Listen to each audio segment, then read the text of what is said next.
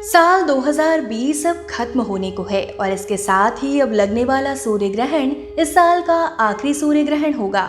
साल का पहला सूर्य ग्रहण 21 जून 2020 को लगा। वहीं अब आखिरी सूर्य ग्रहण 14 दिसंबर 2020 को लगेगा, जो भारत से दिखाई नहीं देगा। वैज्ञानिक दृष्टि से सूर्य ग्रहण एक खगोलीय घटना मानी जाती है, लेकिन ज्योतिषों की बात करें तो ग्रहण का हमारे जीवन में बहुत प्रभाव पड़ता है। ज्योतिषों की माने तो दिसंबर में लगने वाले सूर्य ग्रहण का अशुभ प्रभाव पूरी पृथ्वी पर ही पड़ेगा। वैसे भी हिंदू शास्त्रों में ग्रहण को कभी भी शुभ नहीं माना जाता। ग्रहण लगना हमेशा अशुभ होता है। इस दौरान किया गया कोई भी कार्य शुभ नहीं माना जाता। आज इस वीडियो में हम आपको सूर्य ग्रहण से जुड़ी कई महत्वपूर्ण जानकारियां देंगे, जिसमें इसके सूतक काल का सही समय और सावधानियों के बारे में भी बताएंगे, जिनका पालन करने पर आप इसके दुष्प्रभावों से बच सकते हैं। इतना ही नहीं, आज की इस वीडियो में हम आपको सूर्य ग्रहण से जुड़ी पौराणिक कथा के बारे में भी बताएंगे। धार्मिक और वैज्ञानिक मान्यता, जहाँ ज्योतिष और हिंदू शास्त्रों में सूर्य ग्रहण को अपवित्र और अशुभ माना जाता है। इस दौरान बहुत से मांगलिक कार्य नहीं किए जाते, यहाँ तक कि पूजा पाठ करना भी वर्जित होता है। सूर्य ग्रहण की धार्मिक मान्यताओं के अनुसार सूर्य ग्रहण के दिन राहु और केतु सूर्य भगवान पर अपना ग्रास लगाते हैं, जिसकी वजह से पूरी पृथ्वी पर अंधकार छा जाता है। इस समय सूर्य देव अत्यधिक पीड़ा में रहते हैं। उनकी पीड़ा को कम करने पर जप, तप और हवन करने का विधान है। सूर्य ग्रहण के दौरान प्राकृतिक आपदाएं, सत्ता परिवर्तन या कई तरह के अन्य परिवर्तन देखने को मिलते हैं, जो शुभ नहीं बल्कि अशुभ होते हैं। इसलिए सूर्य ग्रहण को भी अशुभ माना जाता है।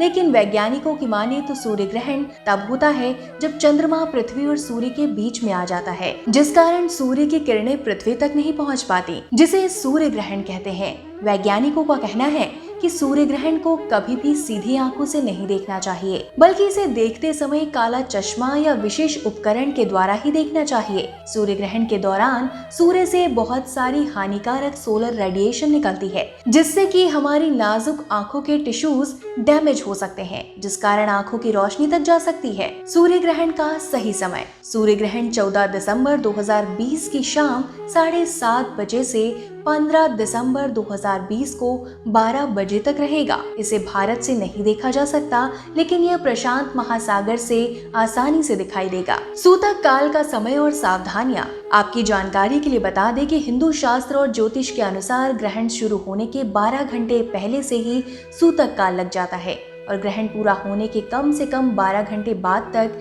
ग्रहण का सूतक काल होता है। सूतक का यह समय अशुभ माना जाता है।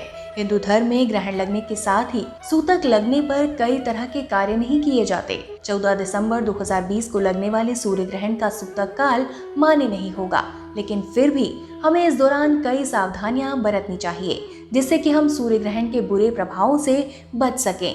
तो चलिए जानते हैं कि हमें सूर्य ग्रहण के दौरान क्या क्या सावधानियां बरतनी चाहिए। नंबर 1, सूर्य ग्रहण के समय कोई भी शुभ या मांगलिक कार्य नहीं किया जाना चाहिए, नहीं तो इसका परिणाम अशुभ होता है। नंबर 2, सूर्य ग्रहण के दौरान किसी भी तरह का भोजन ग्रहण करना या बनाना वर्जित होता है। कहते हैं कि इस दौरान सूर्य की किरणें धरती पर नहीं पड़ती, जिस कारण कई बैक्टीरिया एक्टिव हो जाते हैं और हमारे भोजन को दूषित कर देते हैं। यदि हम ऐसा भोजन ग्रहण करते हैं तो हमें कई तरह की बीमारियां या परेशानियों से गुजरना पड़ सकता है। नंबर 3, सूर्य ग्रहण खत्म होने के बाद स्नान करके शुद्ध होना चाहिए और घर में भी गंगा जल छिड़क कर घर को भी शुद्ध करना चाहिए। नंबर 4, इसके अलावा सूतक काल लगने से पहले ही सभी खाने या पीने की चीजों में तुलसी के पत्ते रख देने चाहिए, जिससे कि हमारा भोजन दूषित ना हो। तुलसी के पत्ते में एंटीबैक्टीरियल और एंटीऑक्सीडेंट गुण होते हैं, जो हमें बैक्टीरिया से बचाते हैं। नंबर 5, सूर्य ग्रहण के दौरान दान पुण्य करना अति शुभ और फलकारी माना जाता है। इसलिए इस दौरान किसी निर्धन या जरूरतमंद व्यक्ति को कपड़े या अन्न दान करना चाहिए। नंबर 6, ग्रहण के दौरान किसी तरह का उपवास नहीं करना चाहिए, नहीं तो इसका फल अशुभ होता है। इसके साथ ही इस दौरान मंदिर के कपाट बंद कर देने चाहिए और मंदिर में पूजा अर्चना नहीं करनी चाहिए। इसके अलावा आप किसी धार्मिक पुस्तक का पाठ या मंत्रों का जाप कर सकते हैं, लेकिन भगवान की मूर्तियां या प्रतिमा को देखना या छूना वर्जित होता है। नंबर 7, ग्रहण के दौरान किसी तरह का कोई भी पेय पदार्थ नहीं पीना चाहिए। यदि कोई गर्भवती महिला या बुजुर्ग व्यक्ति को पीना पड़े तो पानी को हल्का गर्म करके ही पिएं। नंबर 8, कहते हैं कि ग्रहण खत्म होने के बाद स्नान कर शुद्ध होना चाहिए और उसके बाद किसी भी फल को धोकर उसका सेवन करना चाहिए। फलों में एंटीऑक्सीडेंट गुण पाए जाते हैं जो हमारे शरीर को डिटॉक्स करते हैं। ग्रहण के दौरान हमारी एनर्जी लो हो जाती है जो फलों का सेवन करने पर बूस्ट होने लगती है और हम तरोताजा महसूस करते हैं। सूर्य ग्रहण की कथा। हिंदू धर्म ग्रंथ विष्णु पुराण में सूर्य ग्रहण से जुड़ी एक पौराणिक कथा है जिसके अनुसार जब समुद्र मंथन हुआ था उस समय समुद्र से कलश में अमृत निकला था जिसे पीने के लिए देवताओं और असुरों के बीच युद्ध हुआ था। इस समस्या को सुलझाने के लिए भगवान श्री हरि विष्णु ने मोहिनी रूप धारण किया, जिसके बाद भगवान विष्णु ने सभी देवताओं और असुरों को अलग अलग पंक्ति में बिठा दिया और कहा कि मैं आप सभी को बारी बारी से अमृत का पान कराऊंगा। विष्णु जी जानते थे कि अगर असुर अमर हो गए तो वो धरती और स्वर्ग लोक पर हाहाकार मचा देंगे,